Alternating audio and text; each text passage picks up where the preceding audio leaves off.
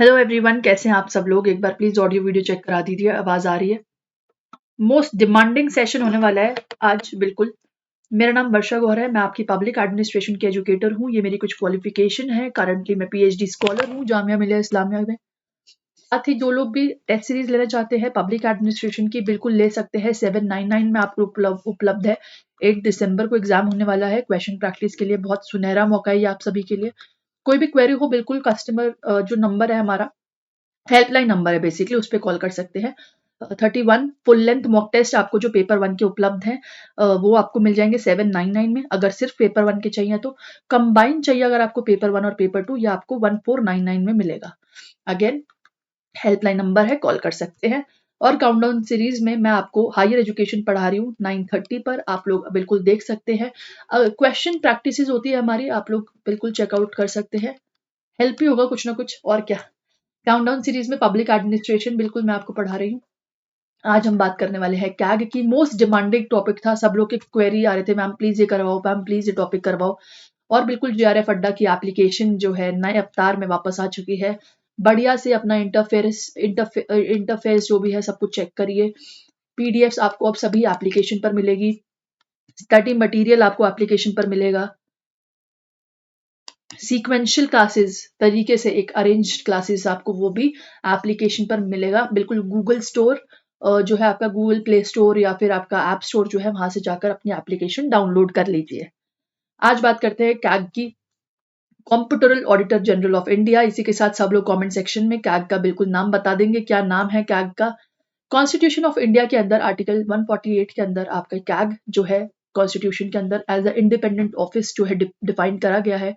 ये हेड होते हैं आपके इंडियन ऑडिट अकाउंट डिपार्टमेंट के।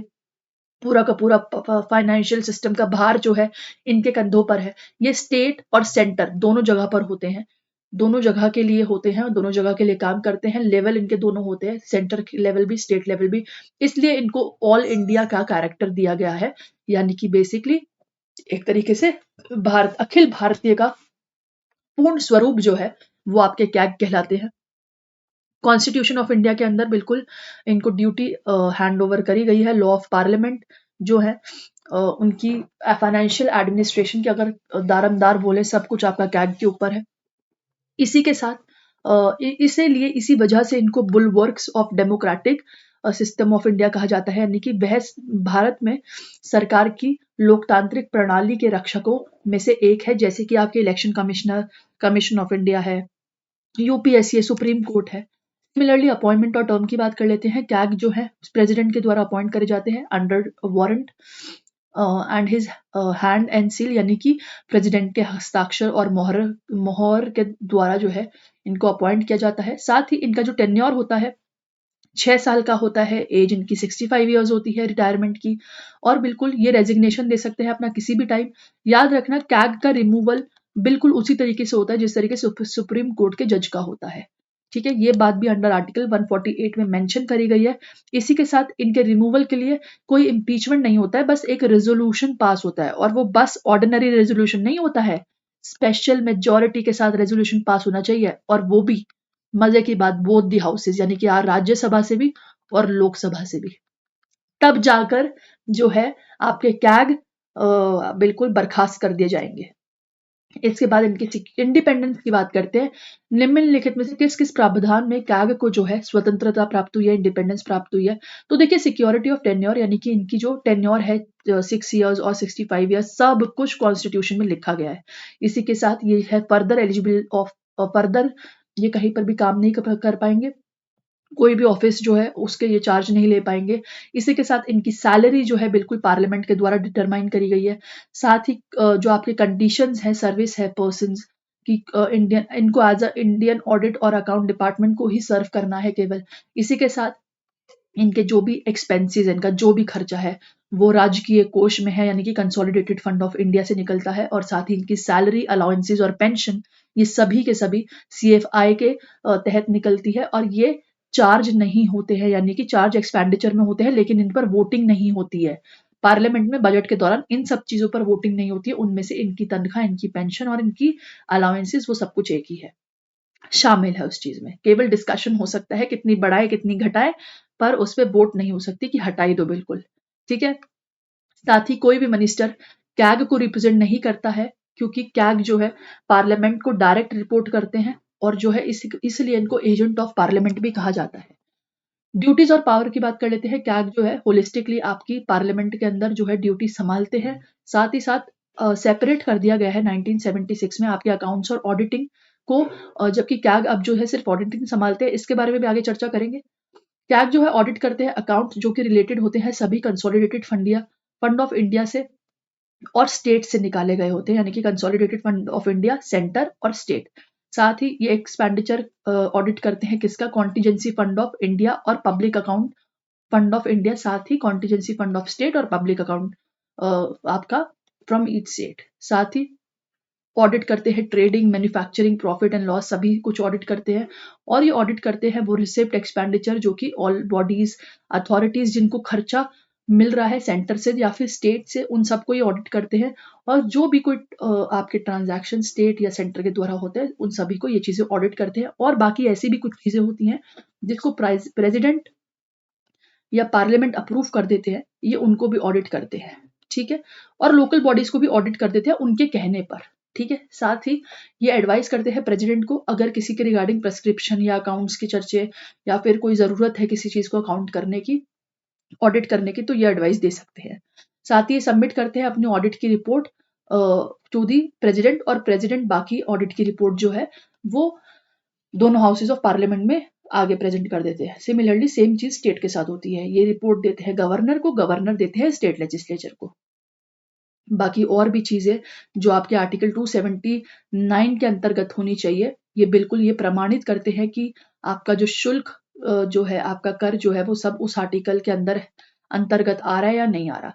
साथ ही ये एक तरीके से गाइड होते हैं, फ्रेंड होते हैं किसके, पब्लिक अकाउंट कमेटी के। इसी के साथ आप मुझे बताएंगे ये पार्लियामेंट्री कमेटी जो है पैक, इसका ईयर क्या है, इसका ईयर क्या है। और अब बात करते हैं 1976 के अंदर जो है कैग को बिल्कुल स्वतंत्र कर दिया था अकाउंटिंग की नौकरी से, उनको सिर्फ ऑडिटिंग का दारमदार संभालने को दे दिया। अब जो अकाउंटिंग है वो किसके पास गई है, अकाउंटिंग जो है डिपार्टमेंटलाइजेशन ऑफ अकाउंट के पास गया, यानी कि अलग अलग मिनिस्ट्रीज में अलग अलग डिपार्टमेंट है, उनके ऊपर अब जो है अपने अपने डिपार्टमेंट बन गए हैं सबके। ठीक है, आगे बात कर लेते हैं। कैग जो है 3 रिपोर्ट बनाते हैं किसके बारे में, एप्रोप्रिएशन अकाउंट, फाइनेंस अकाउंट और पब्लिक अंडरटेकिंग। ये 3 रिपोर्ट जो है कैग के द्वारा बनाई जाती है, जिसको बाद में चेक कौन करती है, आपकी पब्लिक अकाउंट कमेटी जो है उसको एग्जामिन करती है, जिसके कैग क्या है, पब्लिक अकाउंट कमेटी के कैग है बेस्ट फ्रेंड।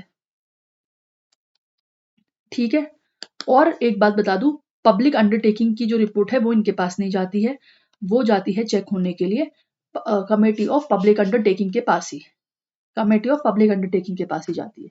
आगे बात करते हैं कैग के रोल के बारे में। तो देखिए कैग का जो है इंपॉर्टेंट रोल है पार्लियामेंट के अकॉर्डिंग, और साथ ही अकाउंटेबल करते हैं एग्जीक्यूटिव को, यानी कि काउंसिल ऑफ मिनिस्टर्स को पार्लियामेंट में जाकर। ठीक है, तो ये जो है बिल्कुल इसलिए इस वजह से ये जो कहलाते हैं आपके एजेंट ऑफ पार्लियामेंट कहलाते हैं। ठीक है, क्योंकि इनकी सारी की सारी रिपोर्ट पार्लियामेंट में ही जाती है।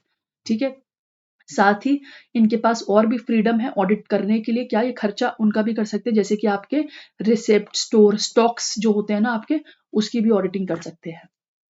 आगे बात करते हैं कुछ सीक्रेट सर्विस की, कि कैग के ऊपर लिमिटेशन भी है। कैग जो चीज उनके ऊपर लिमिटेशन है, कैग जो है वो कोई भी पर्टिकुलर एक्सपेंडिचर को ऑडिट नहीं कर सकते हैं जो भी एग्जीक्यूटिव एजेंसीज के हैं, एक्सेप्ट अगर कोई कॉम्पिटिटिव एडमिनिस्ट्रेटिव अथॉरिटी है। साथ ही कैग जो है वो कॉम्पिटोरल और ऑडिटर जनरल दोनों का ही काम एक तरीके से देखते हैं, लेकिन अब जो है इंडिया में उनको जो है सिर्फ ऑडिटर बन के रह गए हैं, ऑडिटर जनरल बन के रह गए हैं, कॉम्पिट्रोलर से उनको बिल्कुल स्वतंत्र कर दिया है। इंडिया का कैग ब्रिटेन के कैग से डिफरेंट है, क्योंकि वहां पर वो ये दोनों ड्यूटी निभाता है और इंडिया के अंदर सिर्फ अकाउंटिंग ड्यूटी निभाता है। ठीक है, कैग के संबंध देख लेते हैं कॉर्पोरेशन के साथ। कैग जो है ऑडिट करते हैं पब्लिक कॉर्पोरेशन को, लेकिन लिमिटेड वे में। कैसे, कैग जो है कुछ कॉर्पोरेशन कंप्लीटली ऑडिट करते हैं, जैसे कि Damodar valley corporation, ONGC, air India, airline corporation, ऐसे कुछ कॉर्पोरेशन है जिनको वो कंप्लीट ऑडिट करते हैं। कुछ ऑडिट्स जो है वो प्राइवेट प्रोफेशनल ऑडिटर से करवाते हैं, जैसे कि मान लो और आपके सेंट्रल वेयर हाउसिंग कॉर्पोरेशन है, इंडस्ट्रियल फाइनेंशियल कॉर्पोरेशन है, इन लोगों ने कैग को बोला कि भाई हमारी ऑडिटिंग कर दो। अब कैग ने अपने कुछ प्रोफेशनल लेकिन प्राइवेट ऑडिटर इनके पास भेज दिया और कहा कि भाई मैं अपॉइंट कर रहा हूँ इनके, आप जो है इनको ऑडिटिंग के लिए रख लो। तो बेसिकली इनडायरेक्ट ऑडिटिंग हो गई यहाँ पर, इनडायरेक्ट ऑडिटिंग हो गई। और कुछ ऐसे प्राइवेट ऑडिटर्स हैं जिनकी कैग बिल्कुल भी ऑडिटिंग नहीं करते हैं, दूर दूर तक कोई लेना देना नहीं है। अब सुनो ये कौन कौन से हैं, ये इंपॉर्टेंट है ये वाला पॉइंट। इसमें आपकी आती है LIC, जीवन के साथ भी जीवन के बाद भी।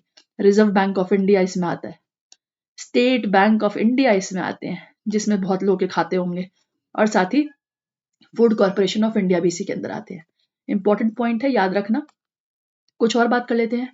कैग करते हैं गवर्नमेंट कंपनीज को ऑडिट लिमिटेड मैनर में, ठीक है। इसी के साथ जो कैग है आपके ऑडिट बोर्ड के भी चेयरमैन रहते हैं, ठीक है। उसके अंदर जो है आपके ऑडिटिंग बोर्ड के अंदर क्या होता है, एक चेयरमैन रहता है और 2 मेंबर अपॉइंट करे जाते हैं जो कि कैग के द्वारा ही अपॉइंट करे जाते हैं। ये एक बोर्ड है जो आपका 1968 में एस्टैब्लिश हुआ था। साथ ही डिपार्टमेंटलाइजेशन ऑफ अकाउंट्स के बारे में बात कर लेते हैं।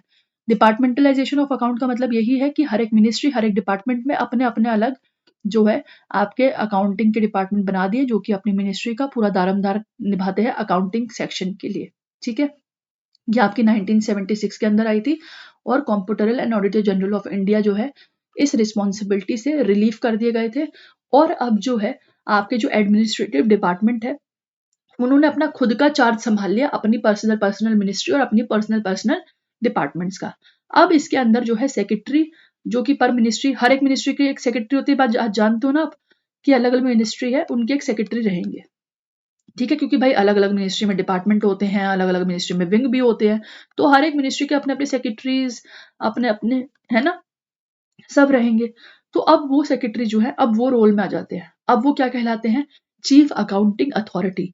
अब वो हेल्प किसकी लेते हैं, आपके integrated financial advisor. Read out बाद में कर लेना, सिंपल सिंपल मुझसे समझ लो, ठीक है। वो हेल्प लेते हैं integrated financial advisor. Integrated financial advisory भी आपके बहुत सारे होते हैं, जैसे कि आपके सेक्रेटरी बहुत सारे होते हैं। तो अलग अलग मिनिस्ट्री में इंटीग्रेटेड फाइनेंशियल एडवाइजर के तहत जो है ये हेल्प ले लेते हैं और उस हेल्प के दौरान ये अपने अपने डिपार्टमेंट की जो है मंथली अकाउंट्स जो है बना लेते हैं। और बिल्कुल वो रिपोर्ट जो है आपके इंटीग्रेटेड फाइनेंशियल एडवाइजर जो है बिल्कुल चेक करते हैं और मिनिस्ट्री को आगे फॉरवर्ड करते हैं, ठीक है। ये कुछ काम है इनका। और साथ ही अगर आपको इंटीग्रेटेड फाइनेंशियल एडवाइजर पढ़ना है तो भाई आप जाकर बजटिंग का सेशन देख लीजिए, मैंने उसमें आपको बढ़िया तरीके से इंटीग्रेटेड फाइनेंशियल एडवाइजर भी पढ़ाया हुआ है। आई होप ये सेशन आपके लिए बेनिफिशियल होगा। कोई भी अगर आपकी क्वेरी है, आपके क्वेश्चंस हैं, बिल्कुल कमेंट सेक्शन में लिख देना, कोई दिक्कत नहीं है, मैं एड्रेस कर दूंगी इनको। इसी के साथ आपका कैग का सेशन हुआ complete. Thank you so much for joining, all the very best, take care, bye bye.